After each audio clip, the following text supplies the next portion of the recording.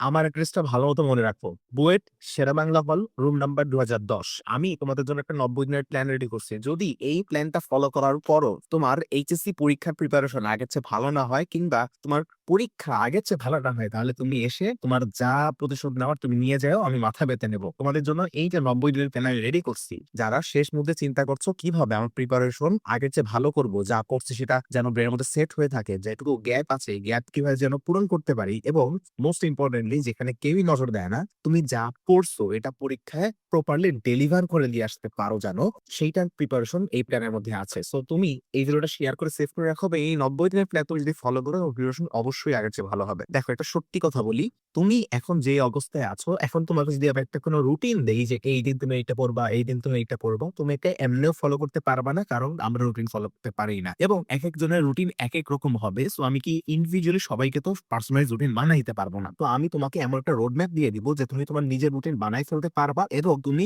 তোমার জন্য যেটা বেস্ট সেভাবে তুমি ইউজ করতে পারবা। সো ভিডিওটা মনোযোগ সহকারে দেখো। এই ৯০ দিনকে আমি ৩টা ফেজে ভাগ করছি, ফেজ 1, ফেজ 2 এবং ফেজ 3। প্রত্যেকটা ফেজ নিয়ে চলো ইন্ডিভিজুয়ালি কথা বলা যাক। ফেজ 1 হচ্ছে তুমি যা জিনিস এতদিন পর্যন্ত পড়াশোনা করছো, এইটা যেন তুমি ভুলে না যাও, এবং এইটার প্রিপারেশন যেন ভালো মতো হয়, সেটা এনশিওর করার ফেজ। এই ফেজে তুমি এতদিন যতটুকুই তোমার প্রিপারেশন হয়েছে, হতে পারে 10%, 20%, 100%, 50%, 60%, যাই হোক, যতটুকুই তোমার প্রিপারেশন আছে, এই প্রিপারেশনটা আমরা একদম এক্সাম লেভেলে নিয়ে যেতে চাই। এজন্য তোমার যেই চ্যাপ্টার গুলো পড়া, সবার আগে তুমি সেগুলো নোট করো, লিস্ট করো যে আমার এই সাবজেক্টের এই চ্যাপ্টার পড়া আছে, এই সাবজেক্টের এই চ্যাপ্টার পড়া আছে।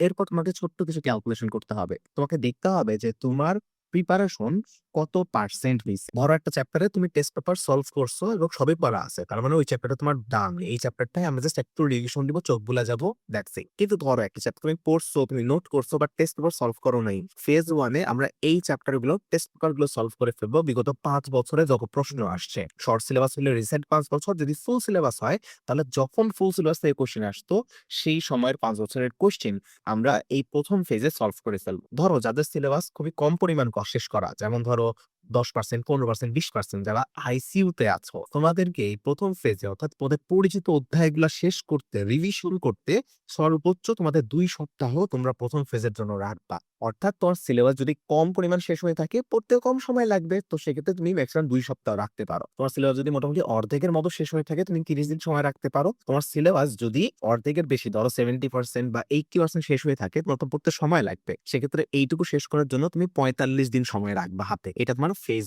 1। কাজে ফেজ 1-এ আমরা আমাদের পরিচিত অধ্যায়গুলোর টেস্ট পেপার গুলো সলভ করে ফেলছি বিগত 5 বছরের, এবং এটা আমার প্রথম কাজ, প্রথম প্রায়োরিটি, যে যা আমি পড়েছি, আমার কাছে যে অর্থ সম্পদটা আছে, এইটা যেন আমার লস না হয়। তাহলে তুমি যতটুকুই পারো, এইটুকু তুমি একটা এক্সাম স্ট্যান্ডার্ড প্রিপারেশন নিয়ে নিছো, তুমি পরীক্ষায় ওই চ্যাপ্টার থেকে প্রশ্ন আসলে ইনশাল্লাহ সলভ করতে পারবা। এবার তোমার যে চ্যাপ্টার গুলো পড়া হয়নি, আমরা সেই চ্যাপ্টার গুলোতে ফোকাস করবো। অর্থাৎ এখন আমাদের ফেজ 2। এবার সিমিলার ভাবে লিস্ট করো যে বাকি চ্যাপ্টার যেগুলো তোমার হয়নি সেগুলো সুন্দর মতো লিস্ট করবা। এবার একদম মানে ডেডিকেটেডলি ইনসেন লেভেলে এখন তোমার জাস্ট ওয়ান শট ক্লাস করে test paper solve, one shot class test paper solve, one shot class test paper solve. আমি জানি অনেকে বলবো ভাই ওয়ান শট ক্লাস করে বেসিক ক্লিয়ার হয় না, ওয়ান শট ক্লাস করে সব আমার ভালো প্রিপারেশন হয় না। দেখো, এখন যেই অবস্থা, আমরা যেই টাইম স্লটে দাঁড়ায় আছি, তোমার এখন একাডেমিক ক্লাস করে করে শেষ করার মতো বিলাসিতা কিন্তু এখন আর নাই। যদি তোমার এমন হয়, হাই আমার মোটার উপর ধরেন ফিজিক্স আর ম্যাথ মিলায় ৩টা চ্যাপ্টার বাকি আছে, বা ধরো বায়োলজি, ফিজিক্স, কেমিস্ট্রি বা সায়েন্সের সাবজেক্ট গুলো মিলাই ধরো তোমার 4টা চ্যাপ্টার বাকি আছে, এটা তো অনেক কম সিলেবাস বাকি, তো এটা তো তুমি একাডেমিক ক্লাস করে করেই ফেলতে পারবা কোনো কোর্স থেকে বা ইউটিউব থেকে। কিন্তু ধরো তোমার সিলেবাস 30%, 40% বাকি, বা ধরো যারা আইসিইউ তে ছিল 80% বাকি, তোমাদের তো এখন ওয়ান শট ক্লাস গুলো করা ছাড়া পরীক্ষায় সার্ভাইভ করার মতো আর কোনো উপায় নেই। সো যেগুলি সিলেবাস বাকি আছে, যদি বিশাল পরিমাণ সিলেবাস বাকি থাকে 40%-এর উপরে বা 30%-এর উপরে, সেক্ষেত্রে এখন আসলে ওয়ান শট ক্লাস করে তোমার পরীক্ষাটা সার্ভাইভ করতে হবে, এইচএসসি পরীক্ষাটা পার করতে হবে। এটাতে যেন তুমি আটকায় না যাও, হোঁচট না খাও। এইচএসসি পরীক্ষার পরে যে আমরা দেখবো যে ঠিক আছে, এবার আমার যে চ্যাপ্টার গুলোতে ওয়ান শট ক্লাস করে ছাড়া ছাড়া প্রিপারেশন নেওয়া ছিল, এইটার কিভাবে পাকাপোক্ত প্রিপারেশন নিতে পারি। বাট এখন রিয়েলিস্টিক্যালি চিন্তা করতে হবে, তোমার সিলেবাস যদি অল্প বাকি থাকে তুমি একাডেমিক ক্লাস করতে পারো, আবার সিলেবাস যদি 30%-এর বেশি বাকি থাকে, তাহলে কিন্তু আসলে তোমার এখন ওয়ান শট ক্লাস করেই সিলেবাসটা কভার করতে হবে। এখন আমি তোমাকে একটা টিপস দিতে পারি, এই মোমেন্টে যখন তোমাকে ব্রুট ফোর্স এর মতো মানে ইনসেন অ্যামাউন্টে পড়াশোনা করতে হবে, এখন তুমি যদি সাবজেক্ট সোয়াপিং করে পড়াশোনা করো, মানে 1 ঘন্টা এই সাবজেক্ট, 1 ঘন্টা এই সাবজেক্ট, 1 ঘন্টা এই সাবজেক্ট, এরকম অ্যাস্থেটিক পড়াশোনা করার এখন সময় নাই। এখন তোমাকে একদম আনকমফোর্টেবল পজিশনে বসে একদম কঠিন একটা পড়াশোনা করতে হবে। যার কারণে যেই সাবজেক্টটা তুমি ধরবা, যেই চ্যাপ্টারটা ধরছো, ওই চ্যাপ্টারটা পুরা শেষ করবা। শেষ করে আরেকটা চ্যাপ্টার ঢুকবা। খুব যদি খারাপ লাগে পড়তে, একদমই মন বসতেছে না, সেক্ষেত্রে তুমি সুইচিং করতে পারো।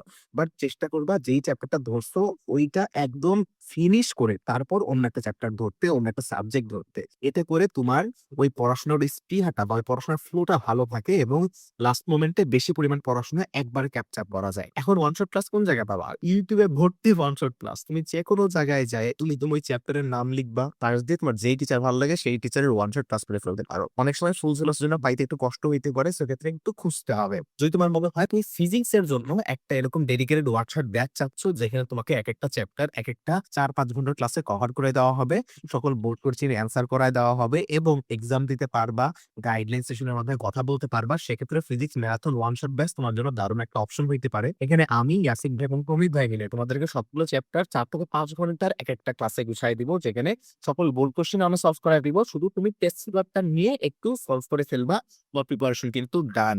এবং পাশাপাশি তুমি এক্সাম দেওয়ার সুবিধা পাচ্ছ। অলরেডি 600 জনের বেশি স্টুডেন্ট কিন্তু আমাদের ব্যাচে এনরোল করে ফেলছে এবং তারা কিন্তু 2টা চ্যাপ্টার শেষও করে ফেলছে। আমি জানি না তুমি ভিডিওটা কবে দেখবা, তো যখনই তুমি দেখো আমাদের পেইড ব্যাচে হোক, ইউটিউবে ফ্রি ক্লাসগুলো হোক, তুমি এখনই শুরু করো। কালকে থেকে শুরু করলে কিন্তু কখনোই শুরু হবে না। সো তুমি যদি ইউটিউব থেকে করো ফ্যান্টাস্টিক, তোমার কোনো কোর্সের প্রয়োজন যদি না থাকে খুবই ভালো, তাহলে তুমি নিজের মতো পড়তে পারবা, কিন্তু এখন থেকে পড়তে হবে। আর যদি ব্যাচে যুক্ত হইতে চাও তাহলে দ্রুত যুক্ত হইতে হবে, কারণ কিন্তু আমাদের অলরেডি 22টা চ্যাপ্টার শেষ হয়ে গেছে। এখন এই সেকেন্ড ফেজ তুমি কতদিন চালাবা? আদিকাল অনন্তকাল ধরে না। তোমার এইচএসসি যে পরীক্ষাটা হবে তার 30 দিন আগে তোমার সেকেন্ড ফেজটা শেষ করতে হবে, কারণ এইচএসসি পরীক্ষার 5-6 দিন আগে থেকে তো তুমি বাংলা পড়া শুরু করে দিবা। তুমি আসলে পরীক্ষার আগে যেন তুমি তোমার নিজের মতো রিভিশন দেওয়ার জন্য, এক্সাম দেওয়ার জন্য, মডেল টেস্ট দেওয়ার জন্য যেন এটলিস্ট 25 দিন পাও। সেই 25 দিনটা হাতে রেখে তোমার আসলে সেকেন্ড ফেজটা শেষ করতে হবে। অর্থাৎ আমাদের থার্ড ফেজ যেটা, থার্ড ফেজ হচ্ছে তোমার মডেল টেস্ট রিভিশনের টাইম। তাহলে এতক্ষণ আমরা কি করছি? আমরা প্রথম ফেজে আমাদের জানা জিনিসগুলো আমরা ভালো মতো শেষ করছি। সেকেন্ড ফেজে যেগুলো আমরা জানতাম না সেগুলো আমি one shot class, test paper, one shot class, test paper, one shot class, test paper আমি কভার করছি। এবার এই যে আমি এতগুলো চ্যাপ্টার পড়লাম, এই চ্যাপ্টারের উপর আমার মডেল টেস্ট দিতে হবে। তুমি কোচিং সেন্টারে মডেল টেস্ট দিতে পারো, অফলাইনে, অনলাইনে, যে কোনো জায়গায় মডেল টেস্ট দিতে পারো। ফ্যান্টাস্টিক। তবে তুমি যদি বাসায় নিজে দিতে চাও তাহলে তুমি নিজে তোমার টেস্ট পেপারে, তোমার গাইডে প্রচুর মডেল টেস্ট দেওয়া আছে, তুমি এখান থেকেও সময় ধরে সিকিউ এমসিকিউ মডেল টেস্ট দিতে পারবা। এখানে প্রয়োজনীয় দিক কোনটা? তুমি যখন একটা মডেল টেস্ট দিবা, তুমি নিজের মতো ভাগ করে নাও যে এই দিন আমি এই চ্যাপ্টারের দিব, কিংবা এই দিন আমি এই পেপারের দিব। এইভাবে তুমি তোমার নিজের সুবিধা মতো, তুমি পেপার ওয়াইজ দিতে চাও, সাবজেক্ট ওয়াইজ দিতে চাও, চ্যাপ্টার ওয়াইজ দিতে চাও, তুমি নিজের মতো ভাগ করে নাও। তারপর টেস্ট পেপার খুলে গেলে তুমি অ্যান্সার করবা। কিংবা তুমি যদি কোনো কোচিং এ ভর্তি হও তাহলে সেই কোচিং এর রুটিনটা ফলো করে করে তুমি সেই ভালো মতো মডেল টেস্ট গুলো দাও। মূল বিষয় হচ্ছে মডেল টেস্ট দেওয়ার পরে সেই মডেল টেস্টে তুমি কোন কোন জিনিস ভুল করতেছো, কোন কোন টপিক থেকে তুমি ভুল করছো, কি কি ধরনের ভুল করছো, ক্যালকুলেশন মিস্টেক করছো, ক্যালকুলেটরের ভ্যালু উঠাইতে ভুল করছো, প্রশ্ন পড়তে ভুল করছো, ফর্মুলা লিখতে ভুল করছো, কোন ফর্মুলা ভুল করছো, ইচ অ্যান্ড এভরি টাইপের ভুল তোমার নোটিস করতে হবে, তোমার অডিট করতে হবে। আমি যখন একটা ম্যাথ ভুল করছি এক্সামে, এই ম্যাথটা আমি কেন ভুল করছি? আমি ফর্মুলা জানতাম না, নাকি কি সমস্যা হয়েছে, ক্যালকুলেশন মিস্টেক, এটা তোমার নিজেকে নিজে জবাবদিহি করা লাগবে। যদি ফর্মুলায় ভুল হয়, যে আমি ফর্মুলা জানতামই না এটা ইউজ করা যায়, তার মানে ওই ফর্মুলাটার তোমার আরো বেসিক পড়তে হবে, ওই ফর্মুলা তোমার রিভিশন করতে হবে, কোথায় ইউজ করা যায় না করা যায় তোমার দেখতে হবে, যেন পরবর্তীতে এই ফর্মুলা থেকে এইটা প্রবলেম তুমি সলভ করতে পারো। তোমার ক্যালকুলেটরের ভ্যালু উঠাইতে ভুল হয়েছে, তাহলে তোমার এরপর থেকে এটা মাথায় রাখতে হবে যে ক্যালকুলেটরের ভ্যালু উঠাইতে আমি ভুল করি, ভালো মতো ক্যালকুলেটরের ভ্যালু উঠাবো। তুমি একটা ইনফরমেশন ভুলে গেছো, টপিক তুমি ভুলে গেছো, তাহলে ওই টপিকটা তোমার আরো 3-4 বার পড়তে হবে। এই হবে তুমি পরীক্ষায় মডেল টেস্টে যখন ভুল করবা, এই ভুলগুলো হচ্ছে তোমার উইকনেস, এই ভুলগুলো তুমি এই 25 দিন 30 দিন তুমি তোমার নিজের ভুলগুলো সংশোধন করবা, রিভিশন দিবা। পাশাপাশি যখন তুমি মডেল টেস্ট দিচ্ছ তখন নির্দিষ্ট সময়ের মধ্যে তুমি যেটুকু জানো এইটুকু পরীক্ষায় ডেলিভার করার তোমার একটা অভ্যাস গঠিত হচ্ছে, যেটা পরীক্ষায় তোমাকে খুব ভালো টাইম ম্যানেজমেন্টে হেল্প করবে। এইটা ছিল আমাদের ফেজ 3। আমি পুরো জিনিসটাকে যদি আমি একটু ওভারভিউ করি যে এই 3টা ফেজে তোমার কি কি হইলো। প্রথম ফেজে তুমি তোমার যেটুকু পড়াশোনা করছো এইটুকু তুমি রিভিশন দিবা, এটা হচ্ছে তোমার জানা জিনিস রিভিশন দেওয়ার টাইম। যা যা পড়ছো সেগুলো একবার ওভারভিউ করে নিয়ে টেস্ট করে 5 বছরের প্রশ্ন সলভ করে ফেলা। এরপরে হচ্ছে তুমি যেগুলো জানো না সেগুলো ওয়ান শট ক্লাস দেখবা, দেখে টেস্ট পেপার সলভ করবা। বসবা, একটা চ্যাপ্টার ধরবা, চ্যাপ্টার শেষ করবা, শেষ করে উঠবা, আরেকটা ধরবা, শেষ করবা, শেষ করে উঠবা। বুঝছো? এরকম মোটিভেশন নিয়ে তোমার এই সেকেন্ড ফেজটা পার করতে হবে। প্রথম ফেজ এবং দ্বিতীয় ফেজ মিলায় তুমি টোটাল হয়তো ৬০ দিনের মতো সময় পাচ্ছ। যেন তুমি থার্ড ফেজের জন্য এটলিস্ট ৩০ দিন সময় হাতে রাখতে পারো। সো এখানে ৬০ দিন, এখানে ৩০ দিন, এই ৯০ দিন। থার্ড ফেজে যায় তুমি শুধু মডেল টেস্ট দিবা, রিভিশন দিবা, ভুল সংশোধন করবা এবং খুব বেশি বেশি টাইম ম্যানেজমেন্টের দিকে ফোকাস করবা।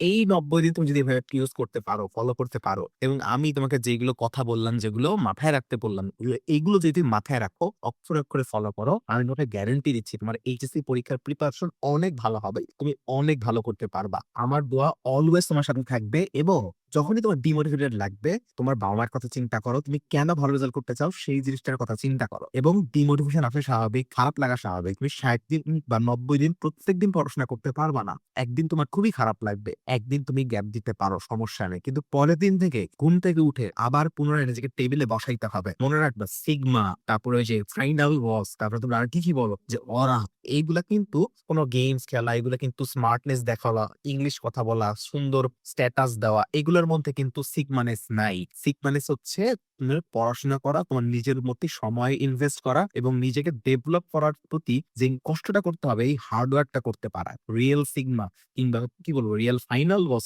সেই যে নিজেকে নিজের ইচ্ছার বিরুদ্ধে পুশ করতে পারে, নিজের মোটিভেশন না থাকলেও যে পড়াশোনার কষ্ট করতে পারে, সেই হচ্ছে আসল সিগমা। এটা মাথার মধ্যে রাখবা। সো পড়াশোনা করো, এই ৯০ দিন যেন ভালো মতো ইউজ করতে পারো, সেইটা তোমাদের জন্য আমার দোয়া থাকতেছে।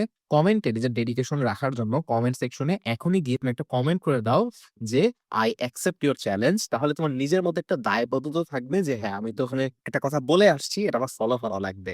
এবং ভিডিওটা অবশ্যই শেয়ার করে সেভ করে রাখতে পারো যেন যখনই তুমি এই জিনিসটা মাথায় আনতে হবে, তখন যেন তুমি এই জিনিসটা মাথায় আনতে পারো, ভিডিও যেন আবার তুমি দেখতে পারো। সো অল দ্য বেস্ট, ভালো থেকো সবাই। দেখা হবে আবারও অন্য কোনো একটা ভিডিও নিয়ে। আল্লাহ হাফেজ।